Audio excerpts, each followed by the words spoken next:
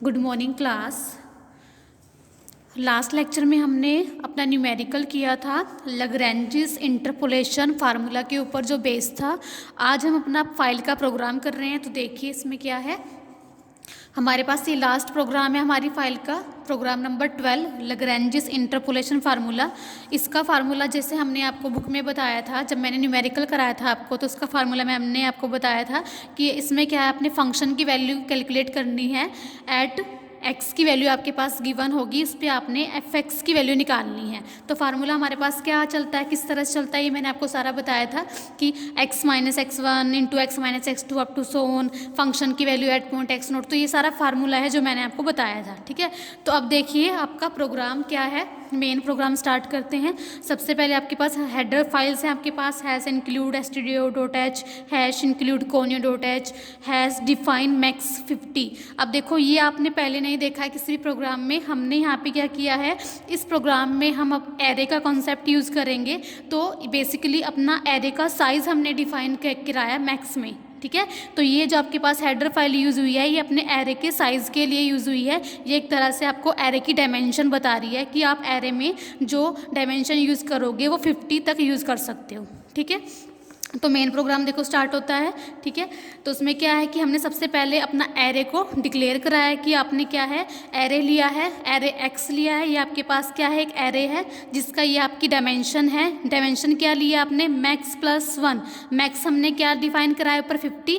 तो एरे की जो आपने डायमेंशन ली है वो ली है 51, क्योंकि 50 प्लस 1 51 हो जाएगा आपके पास।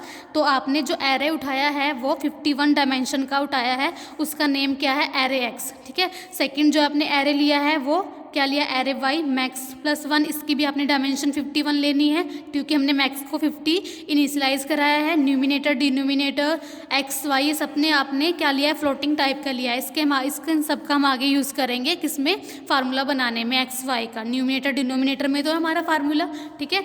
अब हमने एरे का कॉन्सेप्ट क्यों यूज़ किया है यहाँ पे, क्योंकि देखो आपको जब मैंने क्वेश्चन कराया था बुक में से, तो उसमें आपके पास जो एक टेबल था उसमें आपके पास आर्ग्यूमेंट्स थे, ठीक है। बहुत सारे आर्गुमेंट्स थे, उनके कॉरस्पॉन्डिंग आपके पास एंट्रीज थी। तो हमारे पास सेम डाटा टाइप के आपने एक से ज़्यादा वैल्यूज़ एंट्रीज करानी है, तो उसको हम किससे एंटर कराते हैं, अपने एरे के कॉन्सेप्ट से, ठीक है। देखो मैं आपको दिखा भी देती हूँ। जब मैंने आपको क्वेश्चन कराया था तो आपके पास इस टाइप का टेबल था ना, इसमें आपने एक से ज़्यादा आर्गूमेंट अपने रीड कराने हैं। तो इस तरह की वैल्यूज़ को रीड कराने के लिए हम एरे का कॉन्सेप्ट यूज़ करते हैं, ठीक है। आगे देखिए आई जे आगे में लूप चलाएंगे, तो उनके लिए मैंने इंट में आई जे लिया है, ठीक है। एन भी मैंने एन क्या लिया है, नंबर ऑफ़ आर्ग्यूमेंट्स के लिए, नंबर ऑफ़ एंट्रीज़ के लिए कि कितनी हम एंट्रीज़ लेंगे, कितने हम आर्ग्यूमेंट लेंगे, एक्स नोट x1। तो मैंने वो एन में एन उसके लिए यूज़ किया है, जो कि मैंने क्या इंटीजर टाइप का लिया है, ठीक है। तो सबसे पहले हमने क्या कराएंगे, एन की वैल्यू को एंटर कराएंगे। Print F enter the value of N, जितने हमें वैल्यूज चाहिए, जितने हम आर्ग्यूमेंट लेना चाहते हैं अपना फार्मूला बनाने के लिए। जैसे इसमें हमारे पास कितने आर्ग्यूमेंट है, एन आर्ग्यूमेंट है, ठीक है। वैसे एक्स नोट से स्टार्ट हुआ है तो एन प्लस 1, पर है कितने सफिक्स कितना एन तक है, तो उसमें एन आर्ग्यूमेंट है आपके पास, ठीक है। तो नेक्स्ट हमने क्या करा दिया, नेक्स्ट हमने प्रिंट कराना है कि enter the value of X and Y, ठीक है। आपने एक्स और वाई की वैल्यू एंटर कराना है, क्योंकि हमने एक्स और वाई के लिए, क्योंकि आपने जो वैल्यूज एंटर करानी है आप एरे से एंटर कराओगे ना, तो इसलिए यहाँ पे हमने लूप का यूज़ किया है, अपने लूप का यूज़ करना है।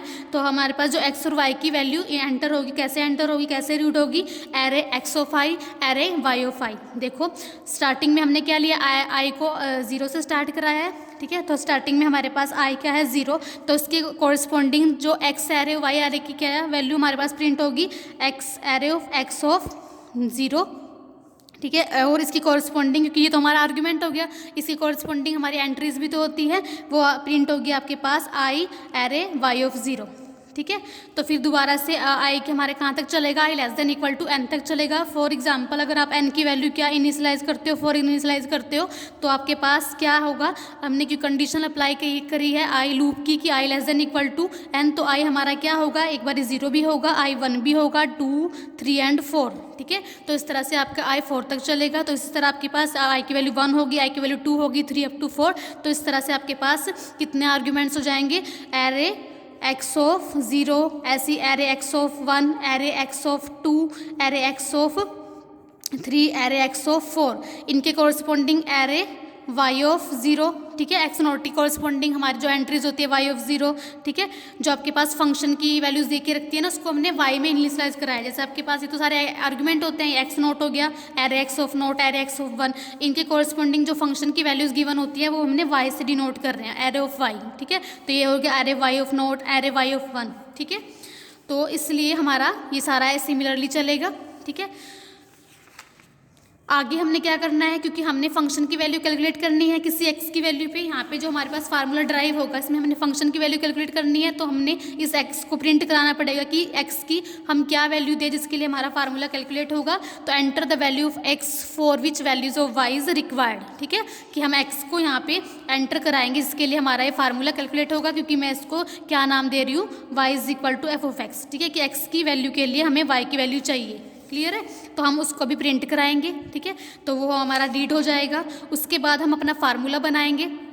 फार्मूला बनाने के लिए देखो आपके पास जो फार्मूला किस हिसाब से चल रहा है, वो किस तरह चल रहा है, किस तरह ड्राइव है, न्यूमिनेटर डिनोमिनेटर, साथ में function x of note plus इस तरह से न्यूमिनेटर डिनोमिनेटर, इस तरह सारा हमारा फार्मूला चल रहा है। तो उसको फार्मूला चलाने के लिए, क्योंकि आपके पास बहुत सारे आर्ग्यूमेंट्स हैं, ठीक है, तो हम क्या कर रहे हैं, फॉर लूप का यूज़ करा रहे हैं, ठीक है। तो फॉर लूप यूज़ हुआ, फॉर लूप में आपने क्या इनिशियलाइज कराया हुआ है, I equal to 0, I less than equal to n, I plus plus, ठीक है। अब आपके पास आप फॉर्मूला बनाओगे, सबसे पहले मैंने न्यूमिनेटर और डिनोमिनेटर को क्या फिक्स कर दिया 1, क्योंकि आपने जो फार्मूला बनाना है वो ऐसा बनाना है, ठीक है। अब देखो इसमें मल्टीप्लाई में बहुत सारे टर्म्स है, x minus x 1 into x minus x 2, ठीक है, और नीचे डिनोमिनेटर में भी मल्टीप्लिकेशन में ही है। तो मैंने यहाँ न्यूमिनेटर और डिनोमिनेटर में क्या फिक्स करा दिया 1, क्योंकि 1 के साथ कुछ भी आप एंट्री को मल्टीप्लाई कराओगे तो वो एंट्रीज आ जाएगी, ठीक है। फॉर जे इक्वल टू दूसरा लूप भी चला है, क्योंकि हमने दोनों फार्मूला बनाना न्यूमिनेटर डिनोमिनेटर पूरा, तो उसके लिए मुझे सेकंड लूप की रिक्वायरमेंट है, for j equal to 0, j less than equal to n, j plus plus, ठीक है। तो नेक्स्ट हमारे पास कंडीशन लगी है if j not equal to I, ठीक है। फर्स्ट लूप ये चल गया, पहले ये स्टार्ट होगा, उसके अंदर एक इनर लूप हमारा ये स्टार्ट होगा, ठीक है। तो हम एक कंडीशन चेक करेंगे, इफ़ अगर जे नॉट इक्वल टू आई है तो हमारे पास ये कंडीशन, तो न्यूमिनेटर में ये वैल्यू चली जाएगी कि न्यूमिनेटर इनटू, ये सारा मैं एक्सप्लेन करके दिखाऊंगी, अभी एक बार पढ़ा देती हूँ कि न्यूमिनेटर में ये हमारा जाएगा और डिनोमिनेटर में हमारा ये जाएगा, ठीक है। तो अब हम अपना फार्मूला अपना सारे वैल्यूज़ के अकॉर्डिंग करते हैं इसको। देखो फर्स्ट स्टार्टिंग में देखो हमारे पास क्या है, आई इक्वल टू 0, ठीक है। तो सबसे पहले हमारा क्या काम होगा, आई इक्वल टू 0 के लिए हमारा लूप चलेगा, क्लियर है, ठीक है। तो हम अंदर जाएंगे, न्यूमिनेटर डिनोमिनेटर में हमने 1 फिक्स किया हुआ है, फिर उसके बाद हमारे जे की फर्स्ट वैल्यू क्या है 0, तो जे हमारे पास सपोज करो हम n इक्वल टू 4 के लिए काम कर रहे हैं, हम 4 आर्ग्यूमेंट्स के लिए काम कर रहे हैं, ठीक है। तो हमारा क्या क्या एंट्रीज होगी, n इक्वल टू 0 मतलब हमारा जो एरे में जाएगा x 0 1 2 3 4 तक जाएगा, ठीक है। तो अब j इक्वल टू 0, आई तो हमारा स्टार्टिंग 0 से हो चुका है, ठीक है। अब j में हमारे पास j भी हमारे पास क्या वैल्यू लेगा, स्टार्टिंग 0, तो j is equal to 0, j less than equal to 4 तक जाएगा ना यहाँ पे, क्योंकि हमने n को 4 लिया हुआ है, तो j इज इक्वल टू 1 भी ले सकता है, j इज इक्वल टू 2 भी, j is equal to 3 and j is equal to 4। तो हमारे पास j के लिए सारी पॉसिबिलिटी होंगी जब i इज इक्वल टू 0 होगा। तो नेक्स्ट हमारे पास जो इसके बाद की कंडीशन है, हमने ये भी हो गया, ये भी हो गया। नेक्स्ट कंडीशन क्या है, if j not equal to I है तब हमारे पास फार्मूला ड्राइव होगा। तो अब j की वैल्यू क्या है 0 और i की वैल्यू क्या है 0, तो हमारे पास इफ कंडीशन में अगर आप लगा के देखते हो 0 नॉट इक्वल टू 0, तो ये वाली कंडीशन तो हमारी फॉल्स हो गई, क्योंकि 0 तो इक्वल टू 0 होता है, क्योंकि हमने तो यहाँ पे j नॉट इक्वल टू आई वाली कंडीशन के लिए हमारा पार्ट ट्रू होगा, अगला पार्ट एग्जीक्यूट होगा जब j नॉट इक्वल टू आई होगा। पर यहाँ तो ये दोनों इक्वल हो रहे हैं, तो इस वैल्यूज़ के लिए तो हमारे पास कंडीशन फॉल्स हो रही है, तो j इक्वल टू हम 0 नहीं लेंगे। j की नेक्स्ट वैल्यू हमारे पास क्या आएगी, j इक्वल टू 1, तो हम यहाँ का दोबारा कंडीशन अप्लाई करेंगे। अब j की वैल्यू हमारे पास क्या है 1 नॉट इक्वल टू 0, ये तो हमारे पास ट्रू कंडीशन है, तो उसके बाद हमारे पास ये फार्मूला ड्राइव हो जाएगा, ठीक है। फार्मूले में हमारे पास क्या है, numerator is equal to numerator into x minus array x of j. तो न्यूमिनेटर में क्या हमारा स्टोर होगा, न्यूमिनेटर में हमने पहले 1 लिया हुआ है ना, फिक्स कराया हुआ है, मल्टीप्लाई हमारे पास x minus array x of j, j कितना है हमारा 1, क्लियर है, ठीक है। तो न्यूमिनेटर हो गया हमारा, और डिनोमिनेटर में हमारे पास क्या चला जाएगा 1 मल्टीप्लाई, क्योंकि डिनोमिनेटर में भी हमने 1 फिक्स कराया हुआ है, एरे एक्स ऑफ आई हमारा 0 है माइनस एरे एक्स ऑफ जे हमारा 1 है, क्लियर है। तो हमारे पास जो न्यूमिनेटर डिनोमिनेटर में आपके पास पहले ये एंट्रीज जाएगी, क्लियर है, ठीक है। तो आपके पास ये आ गया, ठीक है। अब आपके पास दोबारा ये तो हमारा j इक्वल टू 1 के लिए हुआ। अब दोबारा j की वैल्यू में ऊपर इनर लूप चलेगा ना दोबारा से, तो j की वैल्यू में दोबारा इंक्रीमेंट होगा। तो j की वैल्यू हमारे पास कितनी हो जाएगी, पहले 1 थी, अब j की वैल्यू कितनी हो जाएगी, क्योंकि j इक्वल टू हमारा 0 के लिए तो काम चला ही नहीं था ना, तो j की वैल्यू में इंक्रीमेंट हुआ तो j की वैल्यू 1 हो गई, उसके लिए हमारा ट्रू हो गया काम। ठीक है, सारा एग्जीक्यूट हो गया पार्ट। ठीक है, अब नेक्स्ट j की वैल्यू में इंक्रीमेंट होगा। यहाँ एक बार इंक्रीमेंट तो हम पहले करा ही चुके हैं ना, क्योंकि जब j इक्वल टू 0 था तो हमारा तो कंडीशन फॉल्स हो गई थी, तो j की वैल्यू में इंक्रीमेंट हो गया हमारा, तो j की वैल्यू हमारी 1 हो गई थी, तो उसके लिए हमारा सारा अगला पार्ट एग्जीक्यूट हुआ था। अब जो हमारा एग्जीक्यूट हो चुका है पार्ट, अब j की वैल्यू में दोबारा इंक्रीमेंट होगा, तो j की वैल्यू हमारे पास कितनी हो जाएगी, 2। इसके लिए भी कंडीशन ट्रू होगी, क्योंकि 2 नॉट इक्वल टू 0 है। तो हमारे पास क्या स्टोर हो जाएगा दोबारा न्यूमिनेटर और डिनोमिनेटर में, देखो तो न्यूमिनेटर में हमारे पास पहले क्या पड़ा हुआ था, x minus array x of 1। ठीक है, अब इसमें क्या मल्टीप्लाई होता जाएगा, क्योंकि हमारे पास j की वैल्यू के लिए ट्रू होगा ना पार्ट, तो यहाँ पे दोबारा क्या हो जाएगा, न्यूमिनेटर में हमारा ये पहले पड़ा हुआ है, तो न्यूमिनेटर में दोबारा से क्या स्टोर हो जाएगा, न्यूमिनेटर में हमारा क्या जाएगा, कि न्यूमिनेटर में हमारा क्या जाएगा, न्यूमिनेटर इनटू दिस। तो न्यूमिनेटर में हमारा पहले ये पड़ा हुआ है x माइनस दिस। ठीक है, इनटू में क्या हो जाएगा x, क्योंकि ये तो न्यूमिनेटर में हमारा पहले पड़ा हुआ है तो हमने लिख दिया x minus array x of j कितना है हमारा 2। क्लियर है, ऐसे j3 भी आ जाएगा मल्टीप्लिकेशन में, j4 भी आ जाएगा। ठीक है, और डिनोमिनेटर में क्या है, डिनोमिनेटर में हमारा क्या पड़ा हुआ है, एरे x ऑफ 0, ठीक है, माइनस एरे x ऑफ 1।